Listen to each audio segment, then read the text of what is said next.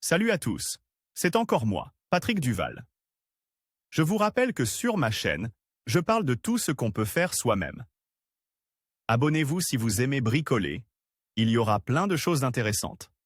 Et maintenant, passons directement au sujet de cette vidéo. Lorsque l'on travaille avec des tôles, il faut souvent découper plusieurs bandes de même largeur dans une grande tôle. Pour ce faire, il faut généralement marquer puis couper chaque bande.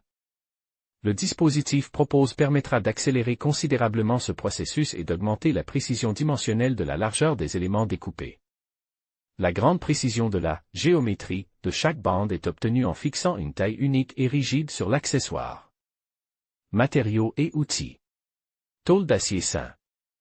3. Épaisseur 3 mm, tôle d'acier étroite de la même nuance, épaisseur 5 mm, barre d'acier de 14 mm de diamètre 2 écrous M12.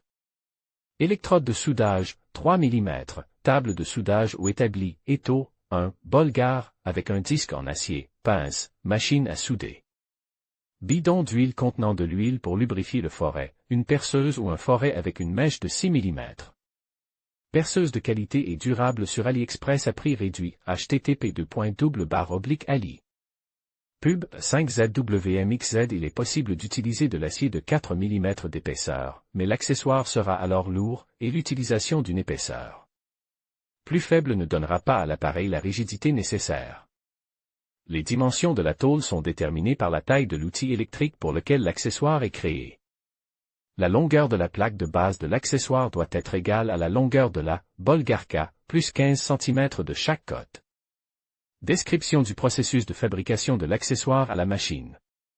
Préparer la plaque de base de l'accessoire. Après avoir bien fixé une grande tôle d'acier sur l'établi, on découpe dans celle-ci, à l'aide d'un bolgar, une tôle plus petite. Selon les dimensions choisies pour créer la plaque. On traite la plaque avec une meule. Après avoir divisé la plaque en largeur en 3 parties, on trace sur 2 d'entre elles les fentes pour la future bande d'arrêt. À partir du bord de la plaque, à 5 cm du bord de la plaque, marquez l'un des 4 trous à l'aide d'un noyau. Prendre une dimension égale à la distance entre le bord latéral de la plaque et le point poinçonné. La même dimension est prise au bord du deuxième tiers de la largeur de la dalle et le deuxième point est poinçonné. Procédez de la même manière sur le deuxième côté de la plaque. Percez les trous prévus. Reliez les 2 trous par des lignes transversales à la longueur de la tâche de façon à obtenir un marquage de fente au bord arrondi. Le long des lignes tracées, coupez le métal à l'aide d'un bolgar.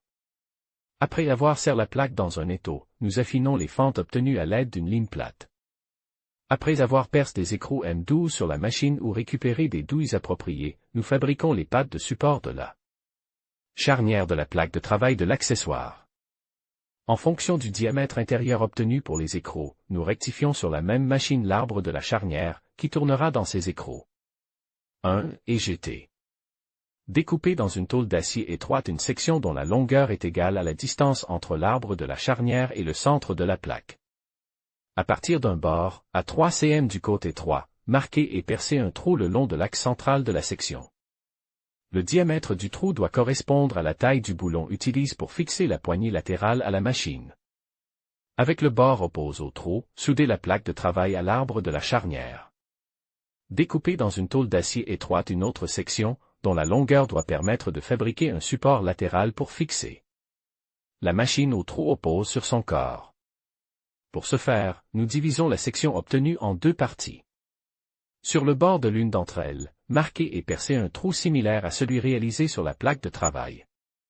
La partie percée est fixée à la machine de manière à être perpendiculaire à la bolgarka et à dépasser ses limites de 10 à 11 cm.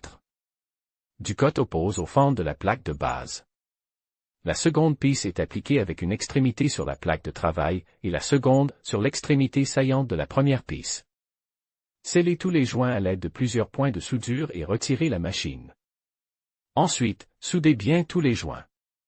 Installez à nouveau la bolgarka, avec un nouveau cercle dans la fixation faite, abaissez le cercle sur la plaque d'appui. En fonction des dimensions du cercle de la bolgarka, tracez la rainure de travail de la tâche. Retirez la machine, coupez et finir les bords de la rainure de travail. La largeur de la rainure de travail doit être d'au moins 3 épaisseurs de la nouvelle roue de coupe, et sa longueur doit dépasser le diamètre de la roue d'au moins 30%. Dans une tôle d'acier étroite, découpez une bande de butée dont la longueur est égale à celle de la plaque d'appui. La largeur de la bande doit être égale au diamètre des boulons utilisés, multiplié par 3. Le long de la bande, marquez l'axe central et, après l'avoir appliqué sur la plaque de base, marquez les trous de fixation. Introduisez les boulons dans les trous de la bande, tête en bas, et insérez leurs parties saillantes dans les fentes de la plaque de base. Placez des rondelles sur les boulons en haut de la plaque et vissez les écrous à oreilles. Nous installons la machine sur le support, réglons la taille sélectionnée de la tôle à découper avec la bande de butée et la fixons avec des vis à oreilles, puis nous effectuons une coupe d'essai. En cas de défaut, nous les éliminons et, après avoir enlevé les pouces, nous peignons l'attachement.